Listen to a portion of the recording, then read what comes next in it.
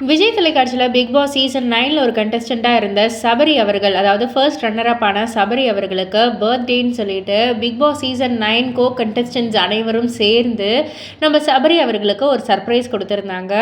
So இந்த ஒரு surprise வந்து எப்படி இருந்துச்சு அப்படின்னு வந்து கேட்டிங்கன்னா, தனியாக ஒரு தியேட்டரே வந்து புக் பண்ணி அந்த தியேட்டர் ஸ்க்ரீனில் ஒவ்வொரு கண்டஸ்டண்ட்டும் வந்து ஒவ்வொரு விஷயங்கள் வந்து பேசி சபரி வந்து அதை என்ஜாய் பண்ணி அந்த ஒரு தியேட்டர் ஃபுல்லாகவே பிக் பாஸ் சீசன் 9 கண்டஸ்டன்ட்ஸ் மட்டும்தான் இருந்திருந்தாங்க.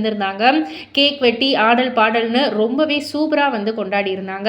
ஸோ இதெல்லாம் ஒரு சைடு இருக்க, நிறைய ஃபோட்டோஸ் வீடியோஸும் ஷேர் ஆக ரசிகர்கள் நிறைய பேர் மனமார்ந்த வாழ்த்துக்களை தெரிவிச்சிருந்தாலும் ஒரு சில பேர் வந்து என்ன சொல்கிறாங்கன்னா, இது வந்து ஒரு ஃபேக்கான ஒரு கேங், இது ஒரு டாக்ஸிக்கான ஒரு கேங், பாய்சனஸ் கேங் அப்படின்ற மாதிரி வந்து சொல்லிட்டு இருக்காங்க. அவங்களாம் யாருன்னு உங்களுக்கே தெரியும்.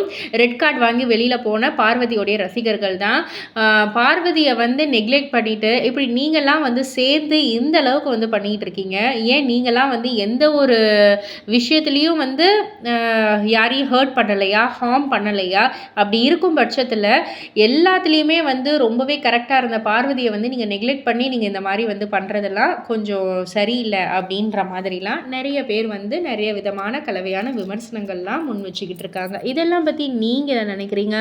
உங்களுடைய கருத்து என்ன அப்படின்றத நீங்கள் கமெண்ட் பாக்ஸில் குறிப்பிட்டு சொல்லுங்கள். மறக்காமல் சேனலை சப்ஸ்கிரைப் பண்ணி பக்கத்தில் உள்ள பெல் ஐகானை கிளிக் பண்ணிவிடுங்க.